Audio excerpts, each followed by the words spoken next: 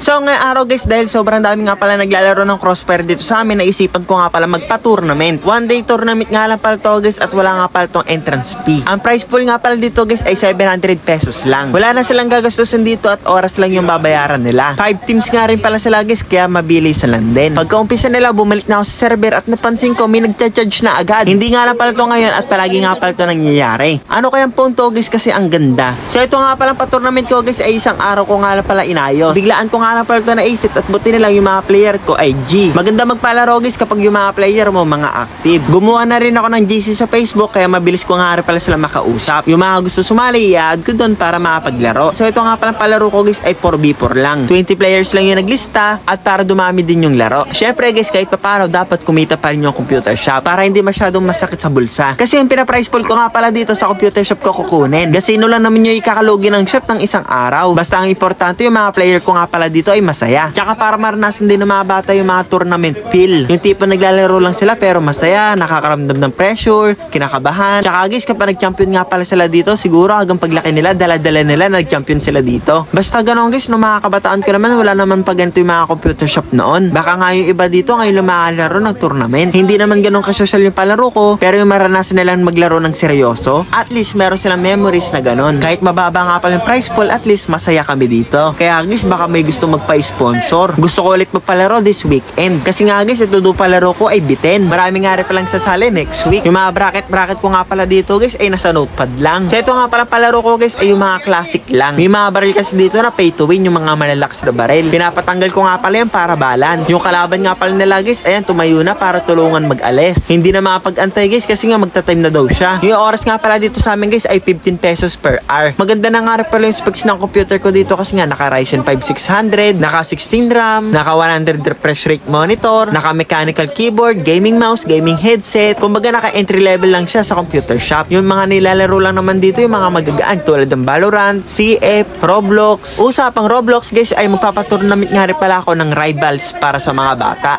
Umupo na nga lang pala ako dito sa server kasi nga nanood na lang ako dito ng mga laro. Sakto nga guys, pagkaupo ko meron na agad highlights. In just 5 seconds guys, nakakill nga pala siya ng 3 kills. Kaya yung natirang kalaban ay iisa na. Kaya yung bata, ayun, pressure.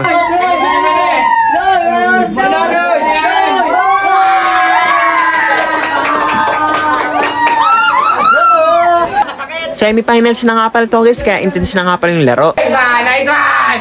Barli mo! Barli mo! Barli mo na! Ayun o!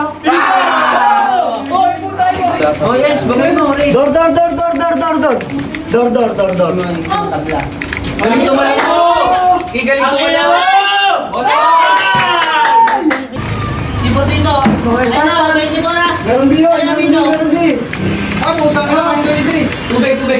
Tapos ayun guys, meron na naman highlights dito kasi naka 4 kills. Kumbaga sa isang laro siya lang yung nagbuhat. Kaso nga lang guys, di pa tapos yung laro, tumayo na agad yung isang player. Kasi akala niya matatalo na sila, nakaka-comeback pa. 1v1 na lang kasi yung senaryo at sobrang tambak nila. Kaya nung nanalo na nga pala sila sa round, ayun, hindi na nga pala siya makabalik. Siya pa naman yung ace dito, kaya yung mga kakampi niya hirap. Kaya ang ending, easy round, talo sila.